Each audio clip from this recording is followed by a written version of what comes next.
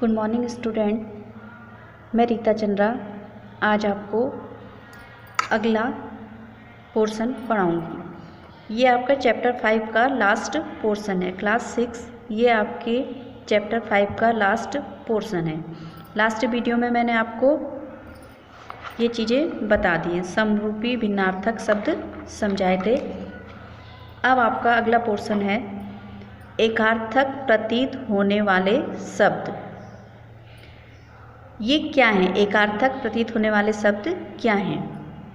देखिए, हिंदी भाषा में कई शब्द ऐसे होते हैं जो ऊपर से देखने पर एक जैसे दिखाई देते हैं। कहने का मतलब है कि वो एक जैसे होते हैं, परंतु उनके अर्थों पर ध्यान देने से यह स्पष्ट हो जाता है कि वे एक दूसरे के समानार्थी नहीं हैं, एक दूसरे के समान नहीं हैं, बल्कि क्या है, वो एक दूसरे से भिन्न हैं। कैसे? देखिए, एग्जाम्पल है आपका नमस्ते और नमस्कार। हम समझते हैं नमस्कार और नमस्ते एक ही चीज़ है, लेकिन मानने को ये दोनों एक ही हैं, पर हम इनका यूज़ किन के लिए करेंगे? अलग अलग जगहों में इनका यूज़ करेंगे। जैसे नमस्ते सभी छोटे बड़ों के लिए हम कर सकते हैं, और नमस्कार समान अवस्था वालों के लिए होता है। ये दोनों चीज़ें हमें लग तो एक सी रही हैं, पर क्या है, इनके अर्थों पे अगर हम ध्यान देंगे तो इन दोनों में बहुत अंतर है। कैसे? देखिए, नमस्ते हम किसके लिए? छोटे से भी कर सकते हैं और बड़ों से भी कह सकते हैं। और जो ये नमस्कार है, ये हम केवल अपने अवस्था वाले लोगों के लिए ही यूज़ कर सकते हैं, यानी कि हम उम्र लोगों के लिए ही हम इसे यूज़ कर सकते हैं। इसी प्रकार ग्रंथ, पुस्तक। अब देखिए, इस ग्रंथ का क्या अर्थ है? कोई बड़ी तथा प्रसिद्ध बुक, जो हमारे बड़े बड़े ग्रंथ हैं या जो कोई फेमस हमारी बुक होती है, जैसे हमारे रामायण है, महाभारत है, ये क्या है? हमारे ग्रंथ हैं। और पुस्तक क्या हो गई? कोई भी साधारण सी किताब को हम पुस्तक कहते हैं। तो इस ग्रंथ और पुस्तक में ऐसे अगर हम सोचेंगे तो दोनों की मीनिंग एक ही है, लेकिन इन दोनों की अर्थों में अंतर है।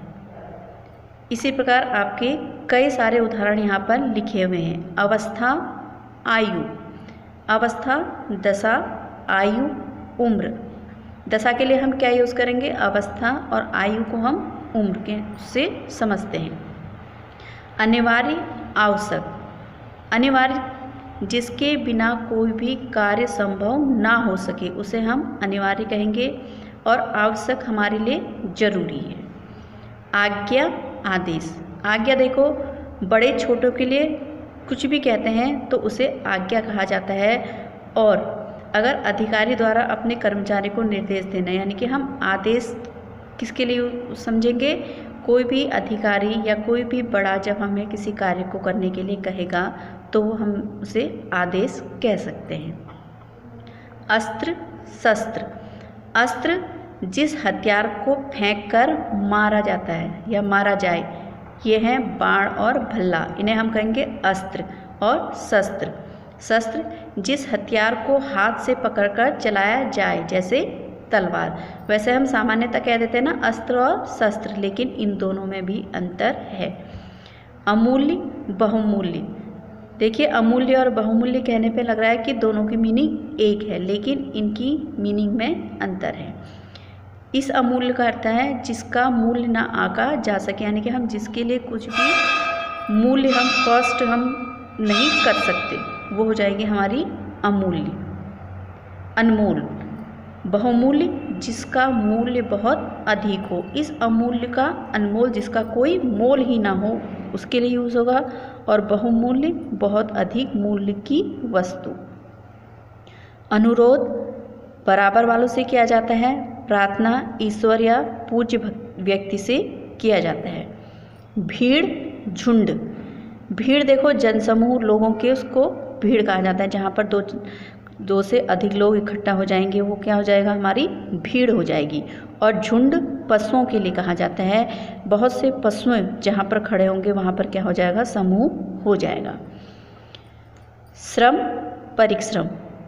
श्रम करना शारीरिक मेहनत होती है। परिश्रम करना शरीर और मन किसी भी प्रकार का हो सकता है। परिश्रम हमारा मानसिक भी हो सकता है और शारीरिक भी हो सकता है, लेकिन इस श्रम का अर्थ क्या है? हमारी शारीरिक मेहनत। सहयोग, सहायता।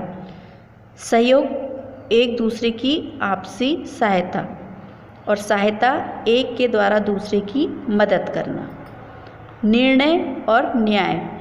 निर्णय हमारा डिसीजन हो गया, हम किसी का भी फैसला ले सकते हैं, और न्याय ठीक से इंसाफ करना। उपयोग, प्रयोग। उपयोग किसी विशेष रूप से काम में लाए जाने वाला, और प्रयोग किसी भी चीज़ को काम में लाना। अभिमान, अहंकार।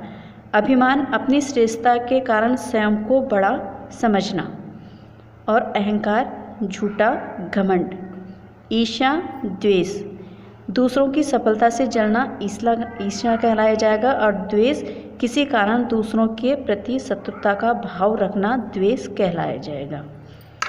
सामान्यतः हम बोलते हैं ना, ईर्ष्या द्वेष है उसके मन में, तो इन ईर्ष्या का अर्थ हो गया दूसरों की सहायता से जलना, और द्वेष का अर्थ हो गया किसी कारण दूसरों के प्रति शत्रुता का भाव रखना। स्टूडेंट, आपको ये सब लर्न करने हैं। आपके कई सारे उदाहरण दिए हुए हैं, आप इन्हें पढ़िए और लर्न कीजिए। आपकी एक्सरसाइज है, आपके फिल इन द ब्लैंक्स हैं। यहाँ पर आपको राइट का निशान देना है। जो भी ये सेंटेंस यहाँ आएगा, इसके आगे आप राइट का निशान लगाएंगे। मेरा भाई उस डैश जंगल में अकेला ही चला गया, घने गहरे भारी बड़े। तो यहाँ पर हो जाएगा घने जंगल में। मेरा भाई उस घने जंगल में अकेला ही चला गया। मैं आपकी कुशलता की इच्छा, अभिलाषा, कामना, मनोरथ कामना करती हूँ। अपराधी को उसके पाप, अपराध, गलती, दोष। इधर आपका आएगा अपराध के लिए दंड दिया गया। अपराधी को उसके अपराध के लिए दंड दिया गया। मेरे मित्र मेरे जन्मदिन पर उपहार लाए। उपहार, पारितोषिक, पुरस्कार, इनाम। यहाँ पर आपका होगा उपहार लाए। निम्नलिखित वाक्यों में कुछ गलत शब्दों का प्रयोग हुआ है, उनके स्थान पर सही शब्दों का प्रयोग कर आपको वाक्य पुनः लिखना है। रावण को अपनी शक्ति में झूठा अभिमान था। तो आपका यहाँ पर राइट हो जाएगा, रावण को अपनी शक्ति पर झूठा अभिमान था। छोटा बच्चा अपनी छाया देखने डर गया। इसकी जगह आ जाएगा डर कर। हाथियों की समूह इस ओर आ रही है। हाथियों का समूह इस ओर आ रहा है। कर्मचारी की सहायता पर ही कंपनी को मुनाफा हुआ। कर्मचारियों की सहायता पर ही कंपनी को मुनाफा हुआ। समय बहुमूल्य है, उसका महत्व समझने का प्रयत्न करो। तो यहाँ पर आ जाएगा समझने का प्रयत्न करो। क्लास 6 आपका ये लेसन शब्द भंडार पूरा कंप्लीट हो गया है। आप जितना भी रिटन वर्क कराया है उसे अपनी नोटबुक पे करिएगा। धन्यवाद।